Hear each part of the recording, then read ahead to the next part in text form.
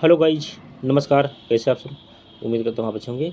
तो साथियों, इस वीडियो में हम कक्षा 10 सामाजिक विज्ञान सोशल साइंस के इकाई 4 अर्थशास्त्र इकोनॉमिक्स के अध्याय 2 पाठ का नाम है भारतीय अर्थव्यवस्था के क्षेत्रक के बारे में विस्तार से चर्चा करेंगे।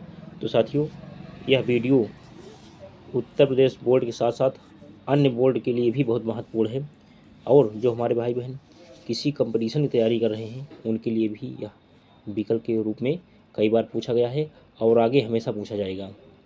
तो इस वीडियो को सभी लोग लास्ट तक देखिए, और प्लीज़ साथियों, जो लोग चैनल पर नए जुड़े हों वो चैनल को सब्सक्राइब करके बेल आइकन घंटी प्रेस कर लेंगे। तो चलिए हम शुरू करते हैं। साथियों, ये नोट्स बनाने में बहुत टाइम लगा था।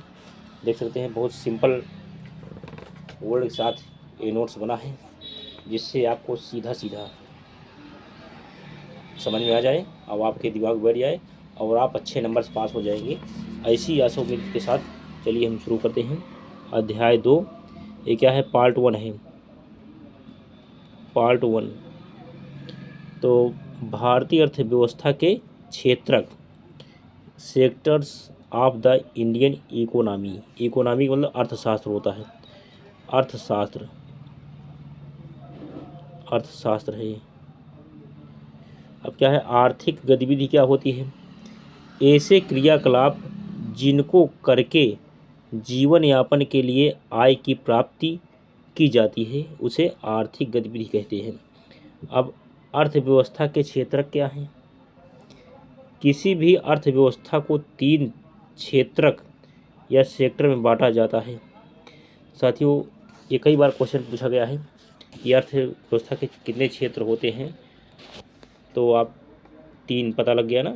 तो चलिए देखिए, पहला क्या है? प्राथमिक क्षेत्रक, द्वितीय क्षेत्र, तृतीय क्षेत्र। क्षेत्रक कहीं या क्षेत्र कहीं, बात एक ही है।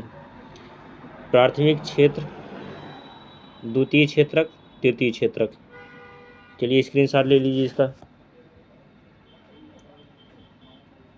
नेक्स्ट,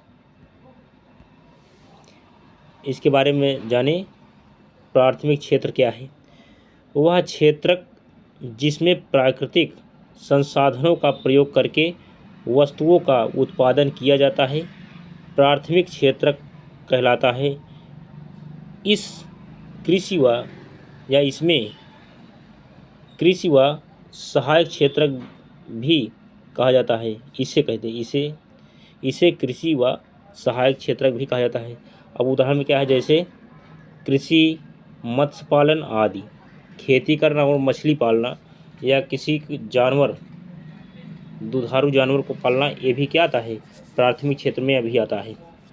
तो खेती, उसके बाद पशुपालन और मत्स्य पालन, ये तीनों अगर आ जाएं तो समझो प्राथमिक क्षेत्र में आ जाएंगे। अब दूसरा क्या है? द्वितीय क्षेत्रक। वह क्षेत्रक जिसमें प्राथमिक क्षेत्रक से प्राप्त वस्तुओं को लेकर नई वस्तुओं का विनिर्माण किया जाता है, द्वितीय क्षेत्रक कहलाता है। इसे औद्योगिक क्षेत्र भी कहते हैं। उद्योग क्षेत्र, अगर उद्योग की बात आए, उद्योग द्वितीय होते हैं। और नेक्स्ट देखिए, अब तृतीय क्षेत्र क्या होते हैं?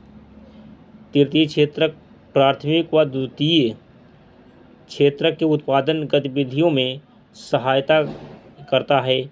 इसे सेवा क्षेत्रक भी कहते हैं। उदाहरण बैंकिंग, परिवहन आदि।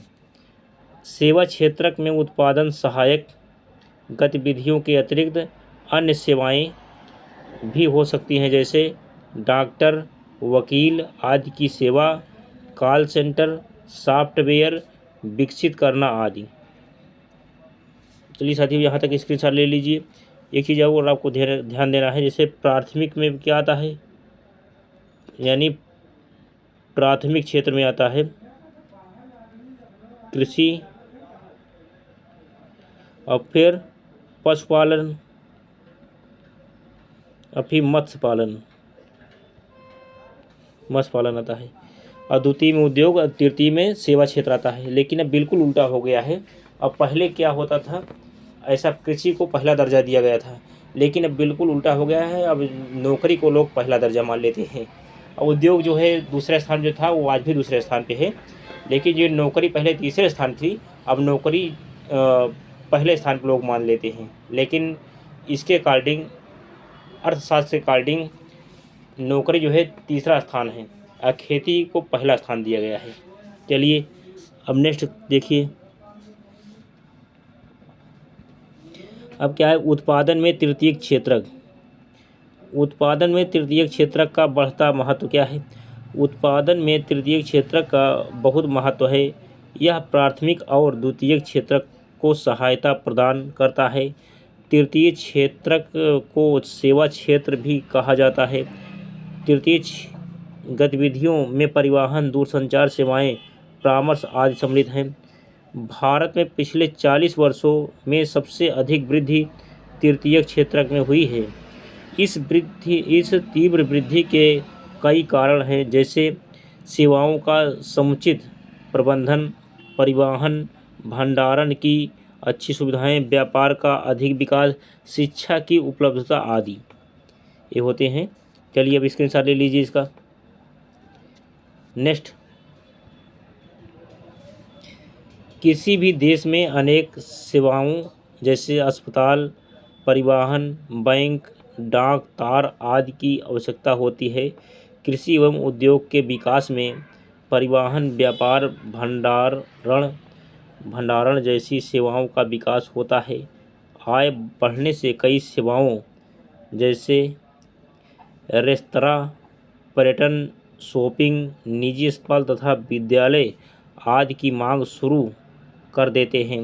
सूचना और संचार प्रौद्योगिकी पर आधारित कुछ नवीन सेवाएं महत्वपूर्ण एवं अपरिहार्य हो गई हैं। अब आगे क्या है नेक्स्ट, अल्प बेरोजगारी। चलिए स्क्रीनशॉट ले लीजिए पहले यहाँ तक।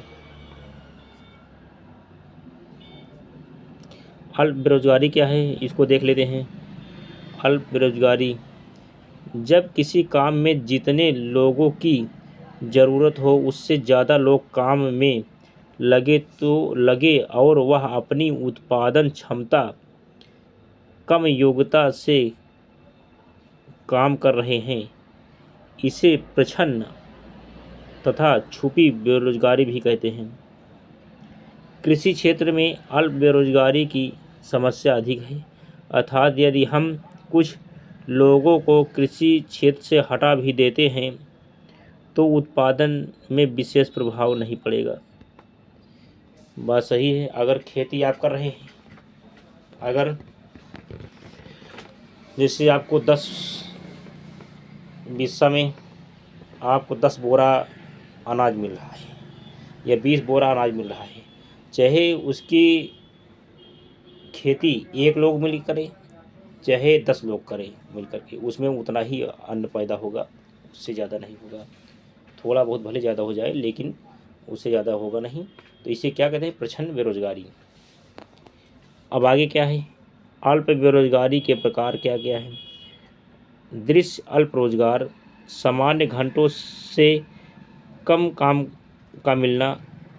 अदृश्य अल्प रोजगार, पूरा दिन काम लेकिन आय कम, यानी काम पूरा दिन आय कम। सामान्य घंटों से कम काम का मिलना, अदृश्य अल्प रोजगार, पूरा दिन काम लेकिन आय कम। चलिए स्क्रीनशॉट ले लीजिए। अब आगे क्या दिया हुआ है, शिक्षित बेरोजगारी क्या है। जब शिक्षित प्रशिक्षित व्यक्तियों को उनकी योग्यता के अनुसार काम नहीं मिलता। बात सही है। कोई शिक्षित है और उसकी योग्यता के हिसाब से काम ना मिले तो क्या करेगा, दूसरा काम करने के लिए वो मजबूर हो जाएगा। और उसके बाद क्या है, शिक्षित बेरोजगारी के कारण दुर्बल आर्थिक स्थिति, कुशल जनशक्ति की कमी, अनियंत्रित जनसंख्या में वृद्धि। अब आगे क्या है, कुशल श्रमिक क्या है। कुशल श्रमिक वे श्रमिक होते हैं जिनके पास कौशल, प्रशिक्षण और ज्ञान होता है एवं जिसने किसी कार्य के लिए उचित प्रशिक्षण प्राप्त किया है, उसे क्या कहते हैं, कुशल श्रमिक कहते हैं, क्योंकि उसको नॉलेज है, ज्ञान है उस क्षेत्र में। अब आगे क्या है, अकुशल श्रमिक क्या होते हैं। अकुशल श्रमिक वह श्रमिक होते हैं जिसमें ज्ञान, प्रशिक्षण व सीखने की आवश्यकता नहीं होती, जैसे रिक्शा चालक, कुली अकुशल श्रमिक कहलाते हैं। अकुशल श्रमिक जैसे रिक्शा चालक, कुली अकुशल श्रमिक कहलाते हैं। चलिए इसका स्क्रीनशॉट ले लीजिए, बहुत महत्वपूर्ण है, परीक्षा में कई बार पूछा गया है और जो बोर्ड के एग्जाम दे रहे हैं उनके लिए तो और ज़्यादा महत्वपूर्ण है। अगर वीडियो देख के जाएंगे साथियों, यकीन मानिए सारे क्वेश्चन इसी से आएंगे, अब आप बेहतर कर ले जाएंगे। इस वीडियो को देखते रहें आप सभी लोग। अब नेक्स्ट देखिए, संगठित क्षेत्र क्या है। इसमें वे उद्यम या कार्य आते हैं जहां रोजगार की अवधि निश्चित होती है। ये सरकार द्वारा पंजीकृत होते हैं तथा निर्धारित नियमों व विनियमों का अनुपालन करते हैं। नियमित मासिक वेतन, उद्योग, स्कूल, अस्पताल आदि। अब ये संगठित क्षेत्र में आता है। अब असंगठित क्षेत्र क्या है। छोटी छोटी और बिखरी हुई इकाइयां जो अधिकांशतः सरकारी नियंत्रण से बाहर रहती हैं से निर्मित होता है। यहाँ प्रायः सरकारी नियमों का पालन नहीं किया जाता। दैनिक मजदूरी, खेतिहर मजदूर, प्रवासी मजदूर, ताड़ी बनाने वाले, सफाई कर्मी आदि इतने आते हैं किसमें, असंगठित क्षेत्र में। अब विकल्प आ सकता है सफाई कर्मी किस में आते हैं, तो किस में आएंगे, असंगठित क्षेत्र में आएंगे। चलिए स्क्रीनशॉट ले लीजिए। अब दोहरी गणना की समस्या, ये समस्या तब उत्पन्न होती है जब राष्ट्रीय, चलिए यहाँ तक स्क्रीनशॉट ले लीजिए इसका।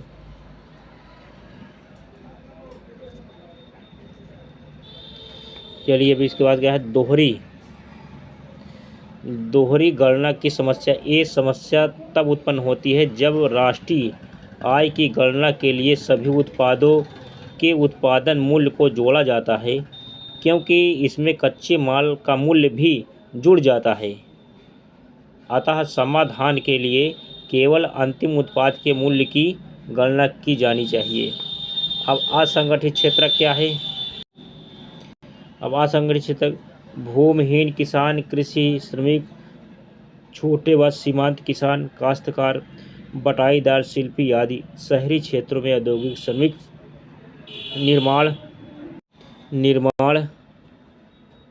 निर्माण श्रमिक, व्यापार व परिवहन में कार्यरत, कबाड़ व बोझा ढोने वाले लोगों को संरक्षण की आवश्यकता होती है।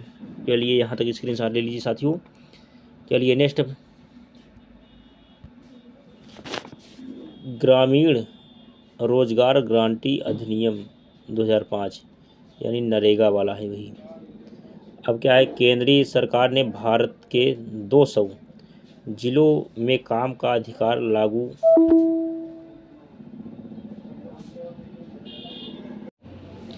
अब क्या है, जिलों में काम का अधिकार लागू करने का एक कानून बनाया है। यह अधिनियम 2 अक्टूबर 2009 को पारित किया गया। काम का अधिकार, सक्षम व ज़रूरतमंद बेरोजगार ग्रामीणों को प्रत्येक वर्ष 100 दिन के रोजगार की गारंटी, सरकार के द्वारा असफल रहने पर बेरोजगारी भत्ता दिया जाएगा। संविधान, भारत के संविधान में अनुच्छेद 41-43 में राज्यों को भारत के सभी नागरिकों के लिए काम का अधिकार, सामाजिक सुरक्षा और एक शालीन जीवन सुरक्षित करने के अधिकार दिए गए हैं।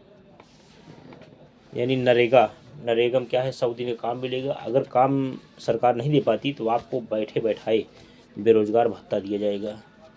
यह 2005 में बना था नरेगा। महात्मा गांधी नरेगा बाद में हो गया था इसका नाम बदलकर, तो 2 अक्टूबर 2009 को पारित कर दिया गया था। ये दिया हुआ है डेट, आप डेट याद रखिए। अब नेक्स्ट इसके बाद अब आगे क्या है, भारतीय अर्थव्यवस्था के क्षेत्रक। अब अर्थव्यवस्था का क्रमिक विकास कैसे हुआ। प्राथमिक क्षेत्र से अभिप्राय। प्राथमिक क्षेत्र से अभिप्राय क्या है? प्राथमिक क्षेत्र अर्थव्यवस्था का वह क्षेत्र है जिसमें प्राकृतिक संसाधनों का सीधा प्रयोग किया जाता है। प्राथमिक उद्योगों द्वारा ऐसे उत्पाद बनाए जाते हैं जिन्हें आम जनता को आसानी से बेचा जा सके। इस क्षेत्र को कृषि संबद्ध गतिविधियां भी कहा जाता है, जैसे कृषि, वानिकी, खनन इत्यादि। विकसित अब क्या है? विकसित देशों में यह क्षेत्र तकनीकी रूप से अधिक उन्नति कर रहा है, जैसे खेतों में रोपण हाथों से करने के बजाय मशीनरीकरण का प्रयोग करना। स्क्रीनशॉट ले लीजिए इसका। नेक्स्ट, अब प्राथमिक क्षेत्र क्या है या प्राथमिक क्षेत्र के अंतर्गत क्या आते हैं? प्राथमिक क्षेत्र या प्राथमिक क्षेत्रों का वर्गीकरण दो भागों में किया जाता है। पहला क्या है? अनुवांशिक उद्योग। अनुवांशिक क्षेत्रों में कच्चे माल का विकास सम्मिलित है, जिसे व्यक्तियों की भागीदारी के माध्यम से सुधारा जा सकता है, जैसे कृषि, मत्स्य पालन इत्यादि। नंबर 2, निष्कर्षण उद्योग। निष्कर्षण उद्योगों को कृषि के माध्यम से पूरा नहीं किया जा सकता है, जैसे खनिज अयस्कों का खनन करना, पत्थरों की खुदाई करना इत्यादि। चलिए स्क्रीनशॉट ले लीजिए इसका। और द्वितीय क्षेत्र से अभिप्राय निर्माण और विनिर्माण उद्योग। द्वितीय उद्योग, अब आगे क्या है? द्वितीय उद्योग से अभिप्राय निर्माण और विनिर्माण द्वितीय उद्योग में सम्मिलित हैं। कच्चे माल को तैयार माल में परिवर्तन द्वितीय क्षेत्र का हिस्सा है, जैसे फर्नीचर बनाने के लिए लकड़ी का प्रयोग करना, ऑटोमोबाइल बनाने के लिए स्टील का प्रयोग करना इत्यादि। अब आगे क्या है? द्वितीयक उद्योगों का भी वर्गीकरण दो भागों में किया गया जाता है। पहला क्या है? भारी उद्योग। यह उद्योग एक विस्तृत और विविध बाजार को पूरा करता है, जिसमें विनिर्माण क्षेत्र सम्मिलित हैं, जैसे पेट्रोलियम, जहाज का प्रसंस्करण इत्यादि। चलिए नेक्स्ट स्क्रीनशॉट ले लीजिए इसका। प्रकाश क्या है? प्रकाश उद्योग। इस उद्योग में कम मात्रा में कच्चे माल, कम बिजली की आवश्यकता होती है, जैसे व्यक्तिगत उत्पाद, भोजन, पेय पदार्थ इत्यादि। अब अर्थव्यवस्था का प्राथमिक क्षेत्र से द्वितीय क्षेत्र की तरफ का क्रमिक विकास।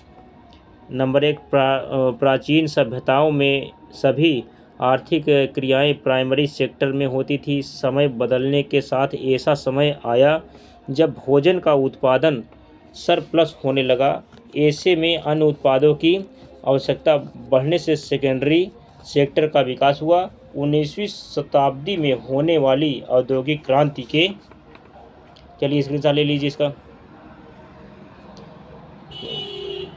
औद्योगिक क्रांति के बाद सेकेंडरी सेक्टर का तेज़ी से विकास हुआ। नेक्स्ट नंबर, सेकेंडरी सेक्टर के विकसित होने के बाद ऐसी गतिविधियों की ज़रूरत होने लगी जो औद्योगिक विधियों को बढ़ावा दे सके।